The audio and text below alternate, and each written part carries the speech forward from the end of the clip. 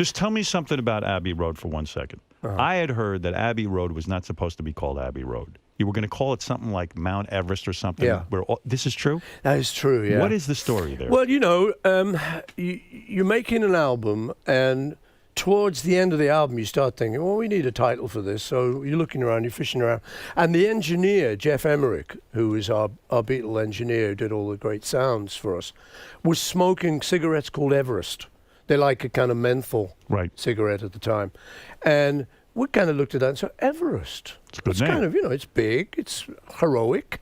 That could be good for the album. And just one day we were in Abbey Road working, and I just sort of said, well, look, why not Abbey Road? Because if we did that, we could just run outside. Right. There's a level crossing, as we call it out there, zebra crossing. And we could just stand there, we could get photographed, come back to work. It'd take 2 seconds. Right. I said, and it's not a bad title, Abbey Road. To us, it was kind of just the name of a studio. But I thought if you take it out of context, it kind of sounds like Monastery Lane. Abbey Road. Isn't it weird how just a simple thought like that becomes a legend? I mean, that's like iconic now, Abbey Road. Yeah. And yet it could have been called Everest. And that would have required the Beatles to fly to Mount Everest and do a whole photo shoot. So in a way, it was sort of a lazy approach. It was a cheap approach. It was a cheap approach.